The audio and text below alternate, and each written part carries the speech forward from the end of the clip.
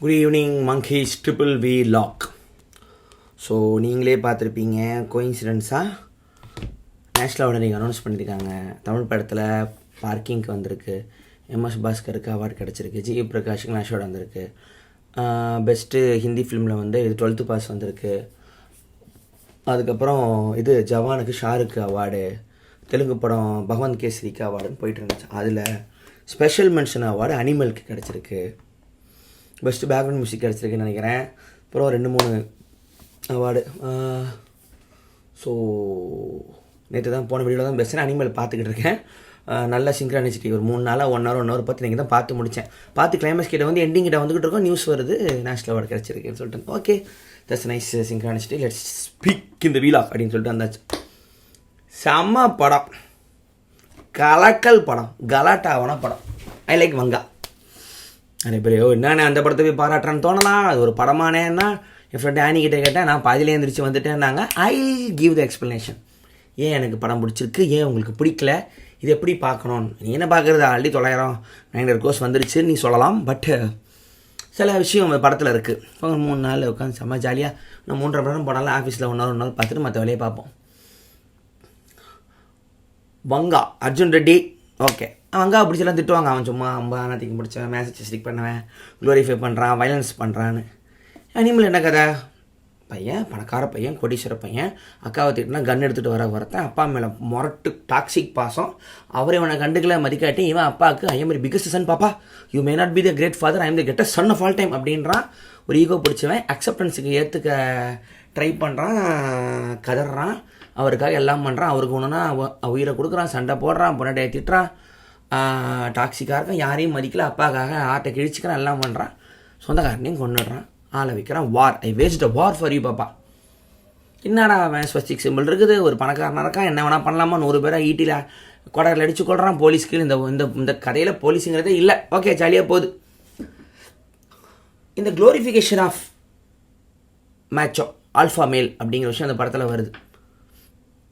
என்ன பார்த்தோன்னா, இது என்னன்னா, இவனுங்களை இந்த மாதிரி கேரக்டரை, இந்த மாதிரி கும்பலை காரி துப்புங்க அப்படின்னா இந்த படத்தோட இன்டென்ஷனாக எனக்கு தெரியுது.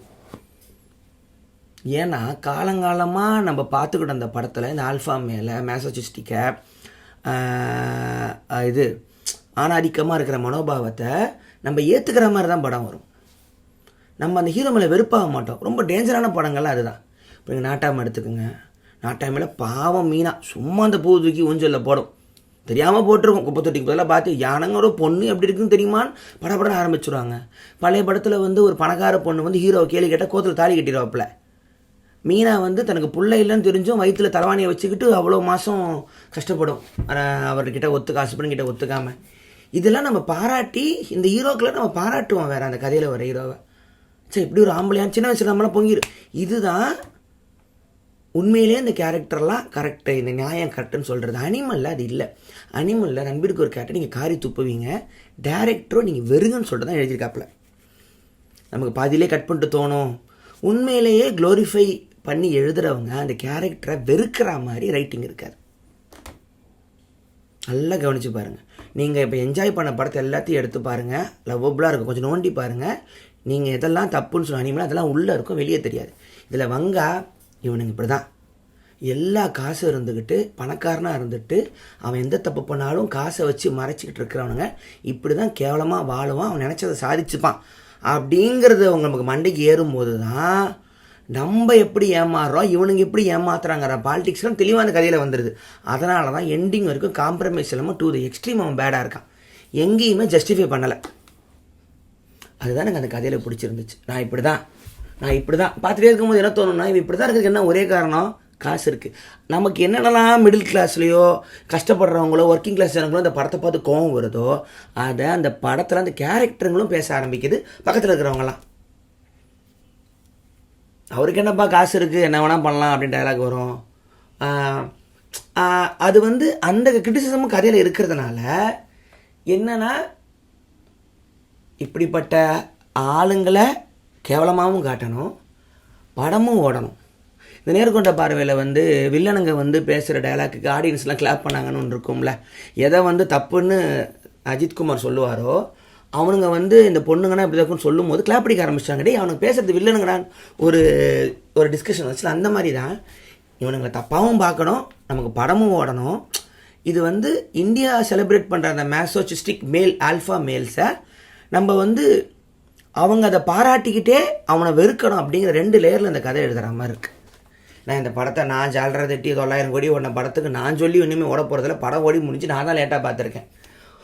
ஏன் இந்த படத்தை மேலே வெறுப்பு இருந்தால் படம் ஓடிடக்கூடாது. 900 கோடிக்கு ஏன் ஓடுதுன்னு 1 கோடி போட்டு ஏன் வெறுக்கவும் செய்யுதுங்கிற இந்த 2 லேயரும் கான்சியஸாகவே எழுதியிருக்காரு. அப்போ என்னென்ன சொல்கிறீங்க, நான் எப்படி நம்புறது? ஓகே, கேஜிஎஃப் எடுத்துக்கலாம். கேஜிஎஃப் நல்ல ஹீரோ ராக்கி பாய், பெண்களை மதிப்பார், அம்மா மேலே பாசமாக இருப்பார், பணம் திருடுவார், பணத்துக்காக தான் அப்படிம்பார். அதுவும் பயங்கரமாக ஓடுன அதே கேரக்டர் தான். அப்போது அதை என்ஜாய் பண்ணுறவங்க ஏன் ஹனிமலை என்ஜாய் பண்ணணும்? இப்போ சூப்பர்மேன் வந்து ஐயோ பயங்கர குட்டாக இருக்காருப்பா அந்த ஹீரோ, எப்படி சூப்பர் ஹீரோ வந்து இவ்வளோ குட்டாக இருக்கலான்னு கேள்வி கேட்குறாங்களா? அந்த டார்க் ஷேடு, இந்த ஷேடும்பாங்க, ஹீரோலாம் ஷேடாக இருப்பாங்க, கிரேவாக இருப்பாங்க. அனிமலில் ஒன்றுமே இல்லை, நான் டார்க்குடா, நான் கேவலம் பிடிச்சவன்டா, பார்க்குறடா என்ன மாதிரி. அவன் ஃப்ளைட்டில் ஃபஸ்ட் நைட் கொண்டாடுறதோ, இதனோட ப்ரைவேட் ஏர்பேஸ் நான் இப்படி தான் இருப்பேன்னு சொல்கிறது, யாராவது வந்தால் சுற்றுவேன்னு சொல்கிறதோ, எனக்கு அப்பா தாண்டி முக்கியம், கழுத்தில் கை வைக்கிறது எல்லாமே தெரியும். நம்ம தாத்தலாம் ஒரு ஆம்பளையாடா அப்படின்னு சொல்லும் போது நம்ம எப்படி இருக்கக்கூடாதுன்னு நமக்குள்ளே நம்ம கேள்வி கேட்டுப்போம். ஏன்னா நான் வந்து ஸ்பை, நான் வந்து ஃபாரின் பாகிஸ்தான் ஸ்பை, அதனால தான் நடிச்சுக்கிட்டு இருக்கேன், கெட்டவனா அப்படி எங்கேயும் சொல்லலை. எல்லாத்துக்கும் நீ தான் அப்பா காரணம் அப்படின்னு ஜெயம் ரவி மாதிரி அப்பாவை கை காட்டல. கடைசி சீனில் அப்பா நானாக இருக்கேன், நான் உண்மையில 2 பேர் ரோல்ஸ் மாற்றிக்கலாம் அப்படின்னு ஒரு இடத்துல பேசி காட்டுறான். என்ன நீ இப்படி தான்ப்பா நான் இக்னோர் பண்ணேன், எனக்கு உனக்கான இது கிடைக்கலப்பா அப்படின்றான். அடுத்து அவங்க தாத்தாவும் சொந்தக்காரன் அவரும் நெஞ்சில் படுத்தா அழுகுறான். அப்போ கூட அவனை ஏற்றுக்கல. அவன் ரெம்ஷன் வந்து அவன் பையன் அவன் மேலே பாயும் போது தான் எனக்கு ஒரு நல்ல அப்பன் கிடைக்கல, நான் உனக்கு நல்ல அப்பனாக இருப்பேன், அதையும் பேருக்கு தான். ஆனால் அதில் கூட செல்ஃபிஷான காரணம் தான் இருக்குது. கதையில் எங்கேயுமே அம்மாவை காட்டியிருக்கே மாட்டேன், எங்கள் அம்மா அவன் மேலே பாசம் காட்டிச்சா என்ன ஒன்றுமே தெரில. இது ஆம்பளைங்க வந்து எவ்வளவு கேவலம் அப்படிங்கிறத வந்து அப்படி காட்டுறது. இன்னொன்று, இந்த ரிச் பீப்புள் பணக்காரங்களை படமாக காட்டும் போது வங்கா அங்கேருந்து வந்த ஒரு ஆள் தான் பணக்காரன், அதுவே சொல்லும். ஏன்னா எனக்கு தெரிஞ்சவங்க வந்து அர்ஜுன் ரெட்டியில் வந்து வேலை பார்த்துருந்தாங்க. டேரக்டர் அவன் தாங்க அர்ஜுன் ரெட்டி, அந்த ஆள் தான் அர்ஜுன் ரெட்டி. இவர் வந்து விஜய் தேவர்கொண்டா இவரை தான் அப்படியே காப்பி பண்ணார் அப்படிம்பாங்க. அவர் ஆளே அப்படி தான், எங்களுக்கு டக்கு டக்குன்னு கோவம் வரும், நல்ல பணக்காரன். ஆனால் அவர் ஹேட்ஸ் த ரிச்னஸ் அப்படிங்கிறது தெரியுது. நான் அங்கேருந்து தான் வந்தேன், ஆனால் நான் லோக்கலாக தான் இருப்பேன், ரகலை பண்ணுவேன், சண்டை போடுவேன், எனக்கு இந்த கோர் இந்த ஒரு மனுஷனாக வாழ்கிறது தான் பிடிக்கும், நான் இந்த எலைட் புத்தி வந்து எனக்கு இல்லைங்கிற வெறுப்பில் இருந்தால் ரைட்டிங் ஆரம்பிக்குது. அர்ஜுன் ரெட்டி அப்படி தான் இருப்பான். நம்ம பணக்காரங்களை படத்தில் அப்படி பார்த்ததே இல்லை. ஒன்று பியூர் வில்லனாக இருப்பான், இல்லைனா ரொம்ப நல்லவனாக இருப்பான். அவனும் நம்மளை மாதிரிங்கிறத அங்கிட்டிருந்து பணக்கார கும்பல்லேருந்தே வந்த ஒருத்தன் எழுதும் போது தான் நமக்கு மண்டைக்கு வரும், ஓ அவனும் நம்மளை மாதிரி தானா.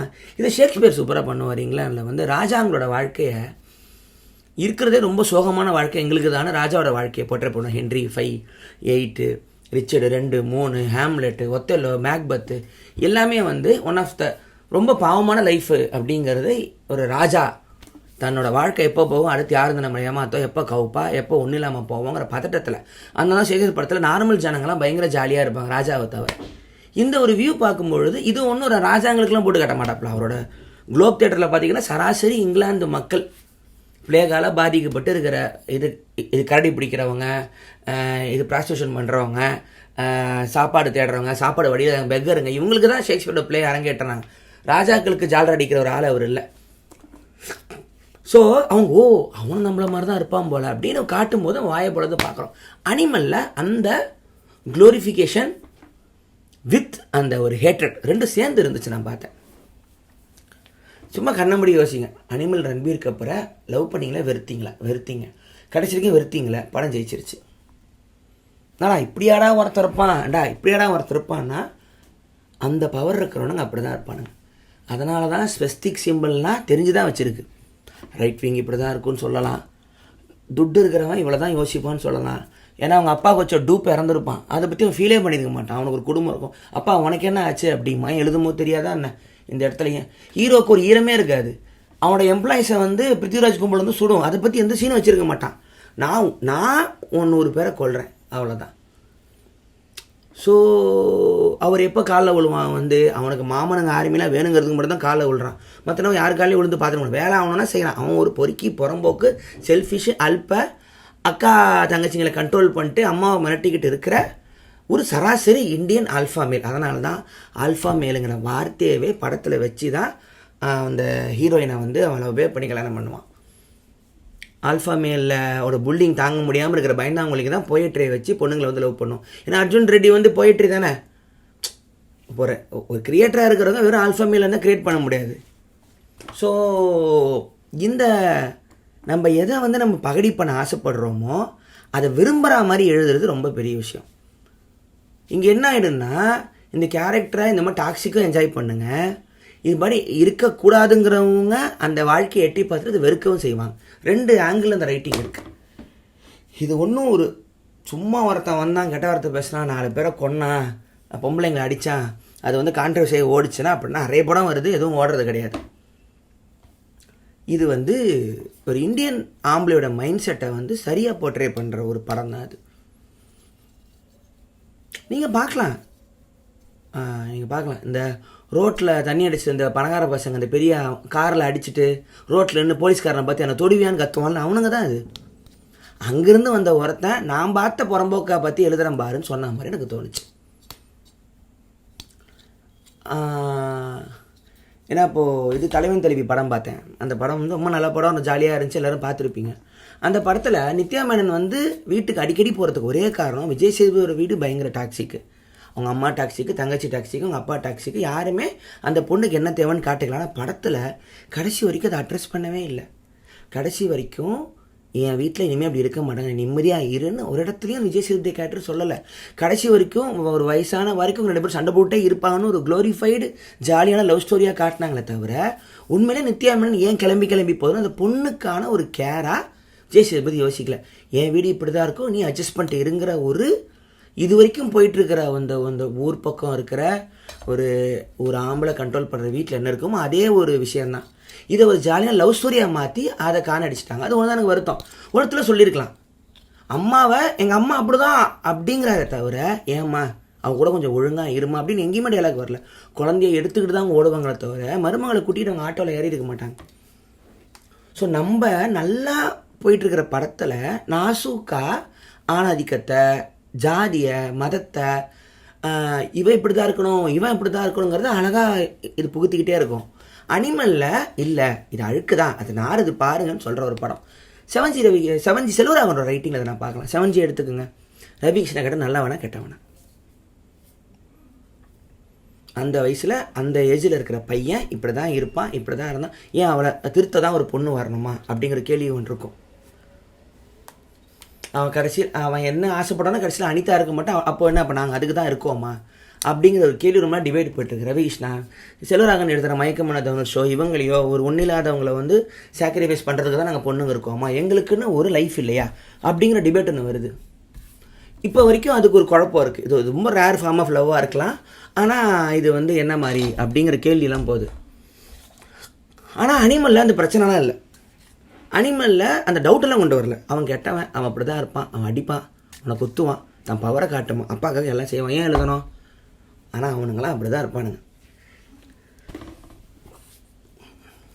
ஸோ இது வந்து நம்ம என்ன நம்ம கேவலமாக இருக்கோமோ அது அப்படியே நமக்கே காட்டுற ஒரு படம் தான் அனிமல். இந்த அனிமல் நம்மளும் தான். அதோட சின்ன வருஷன். நம்மக்கிட்ட 100 கோடி இல்லை, நம்மக்கிட்ட ஓரளவு காசு இருக்குது. அதுக்கு நம்ம என்ன அட்ராசிட்டி பண்ணுறோமோ அதோட பெரிய வருஷன் தான் அனிமல். அவன்கிட்ட கன் இருக்குது, அவன் சுட்டா போலீஸ் வராது. அப்படி ஒரு எக்ஸ்ட்ரீம் பவர் கொடுத்தவன் என்ன இருப்பான், இப்படி தான் இருப்பான். ஸோ அதை தான் இந்த படத்தில் பார்த்தேன். படம் பார்த்தவங்களுக்கு இது புரியும், படம் பார்க்காத ரெசிபி பாருங்கள். நிறைய பேர் பார்த்துருப்பீங்க. நான் 2-3 நாள் பார்த்துட்டு தான் மண்டையில் ஓடிக்கிட்டு இருந்துச்சு. ஸோ அதான் தலைவன் தலைவி ரிவ்யூ வந்து நாளைக்கு பார்க்கலாம், படம் எவ்வளோ ஜாலியாக இருந்துச்சுன்னு சொல்லிட்டுன்னு. பட் இதை வந்து நீங்கள் பேசலாம். அப்புறம் நேஷ்னல் லெவலில் வேறு என்னென்ன படம் வந்துச்சு, இதுதான் லைனாக வந்துக்கிட்டு இருக்கோம். ஒன்றா முக்கியமான படம்லாம் அவார்டு வாங்கிட்டு இருக்கு. கொஞ்சம் ஏசி ஆஃப் பண்ணிட்டு பேசலாம், வேர்க்குதுடா. அடுத்த மாதிரிலாம் பார்த்துக்கலாம். அவ்வளோதான் கைஸ், வேறு ஒன்றும் இல்லை. நாளைக்கு கேபர் வாசிகியோட லைவ் ஆகஸ்ட் 2 அதுக்கு எல்லாம் போவோம். டெம்பிள் மேக்கர் டீம்லேருந்து நாளைக்கு நம்ம நேரில் பார்க்கலாம். நாளைக்கு காலையில் ஒரு இலக்கிய குறுங்கள் ஷூட் இருக்குது, ஒரு மெட்டாமிக்கி ஷூட் இருக்குது, முடிச்சுட்டு அப்படியே போவோம். ஹாப்பி வீக்கெண்ட், எல்லாம் என்ஜாய் பண்ணுங்கள். சண்டே லைவ் நான் வந்துடுறேன். Triple V logs. Good night monkeys.